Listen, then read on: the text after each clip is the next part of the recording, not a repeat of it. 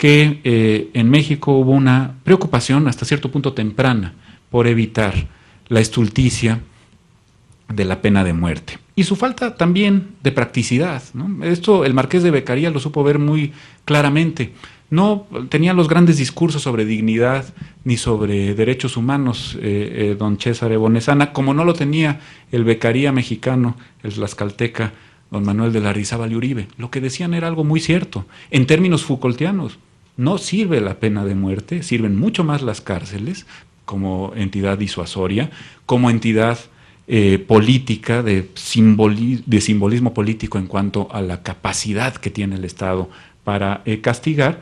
y como no disuade la pena de muerte, como tampoco nos genera ninguna utilidad de orden jurídico-político, mejor sustituirla por cárceles, eso sí, dicen Beccaria y Lardizábal, que sean cárceles lo más humanas posibles, que tengan una proporción entre la conducta que se realizó y lo que se vive en ellas, que realmente se esté purgando una pena privativa de la libertad y no penas anexas del todo deplorables. Por ahí más o menos evolucionó nuestro proceso penal con muchísimas vicisitudes, la curia filípica y los ordenamientos que más o menos venían también con una aplicación bastante arbitraria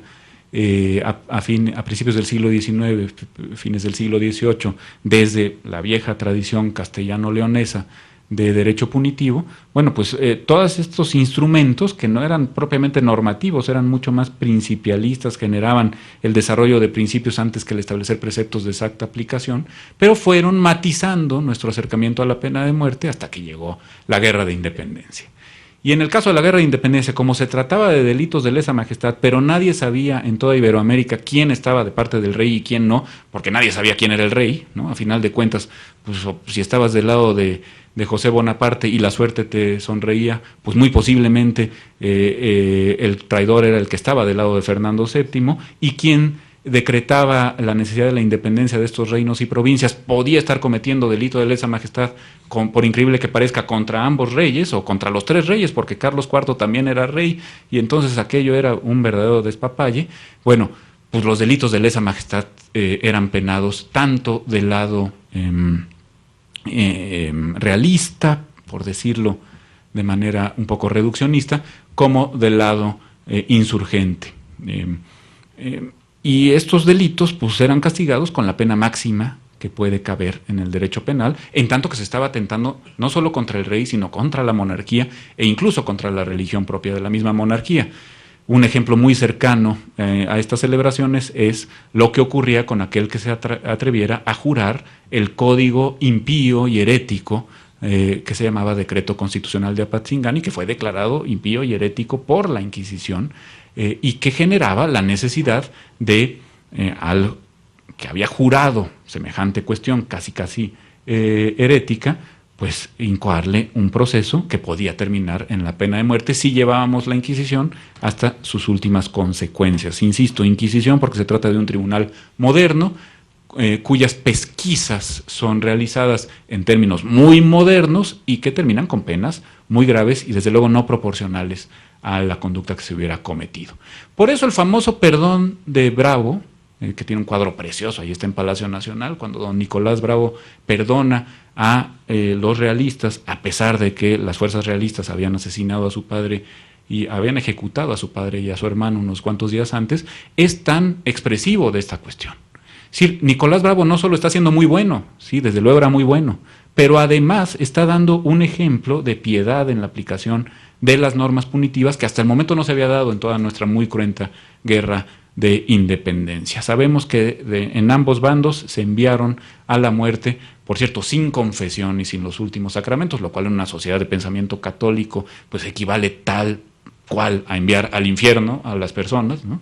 Pues el perdón de Bravo es un acto ínclito y un acto de una enorme piedad, precisamente por lo que de extraordinario tiene. Ni siquiera nuestros mejores hombres de la guerra de la independencia, Hidalgo, Morelos, Guerrero, Asensio, etcétera, fueron capaces de un acto tan piadoso como ese,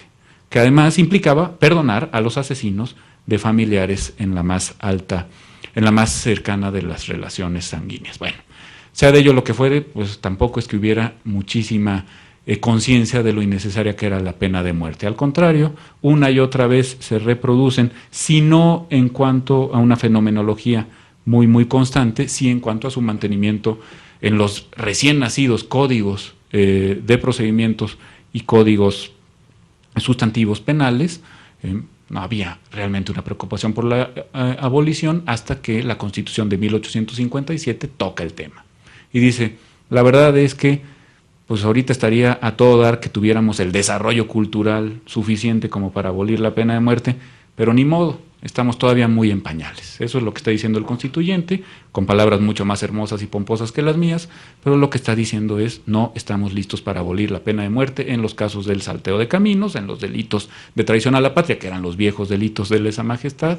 en el caso del parricidio, etcétera, todo esto que estudiábamos cuando todavía estaba vigente la pena de muerte, por lo menos en el Código de 1917, que en esto fue muy similar al de 1857. En el Código Constitucional me refiero a la Constitución. Bueno,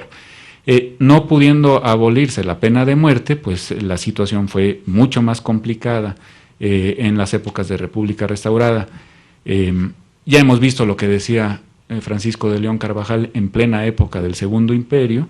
un poco justificando también lo que en su momento hicieron los mexicas y en general las culturas prehispánicas con el tema, y el asunto llegaría tal cual pasando por el porfiriato. No es muy necesario recordar que para ciertas conductas de carácter especialmente importantes en el ámbito político, al dictador, primero no tan anciano y ya luego muy anciano, le era imprescindible tener la capacidad de privar de la vida, digamos, a los ciudadanos incómodos, hasta que pues vino todo el siglo XX. Y es cierto que el siglo XX, y por eso manifestaba yo una preocupación importante en torno no a la pena de muerte, sino a la muerte sin pena, es un siglo de muy pocas ejecuciones judiciales. El último del que tengo noticia fue el último proceso que terminó en la pena de muerte en el ámbito estrictamente civil, o de los civiles, es el incoado a José de León Toral, el asesino del presidente electo Álvaro Obregón. A partir de entonces, bueno, pues vino una especie de moratoria en la aplicación de la pena de muerte en los ámbitos incluso, insisto, civiles, no militares, hasta que la abolición por fin fue elevada a rango constitucional. Yo diría que luego, porque fue antes la abolición que la reforma de 2011, hubiera resultado, insisto, y con esto quiero cerrar, a ver si el doctor Arriola está de acuerdo conmigo, hubiera resultado innecesaria la abolición de la pena de muerte. Porque con un párrafo quinto del artículo primero que evita discriminar por cualquier causa que atente contra la dignidad humana y menoscabe los derechos fundamentales, la pena de muerte en una interpretación correcta y una interpretación conforme además con los instrumentos internacionales que México ha suscrito, pues estaría ya de suyo abolida. Pero bueno, qué bueno que se abolió expresamente para que no haya margen de duda, ¿no? Ningún tipo de malentendido al respecto, porque además, entre otras cosas, implicó su abolición también en los ámbitos castrenses. Así las cosas, lo realmente preocupante es, insisto, que pueda seguir habiendo muertes que se decreten en los ámbitos, además de los privados, de poderes fácticos, de poderes barbáricos, salvajes, diría Ferraioli, que se decreten mediante sentencias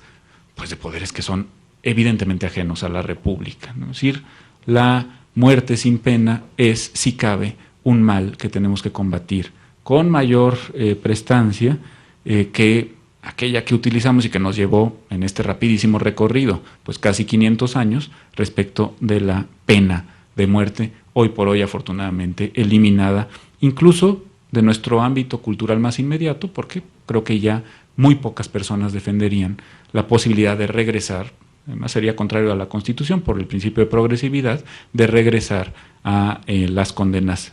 privativas de la vida en los ámbitos penales ordinarios.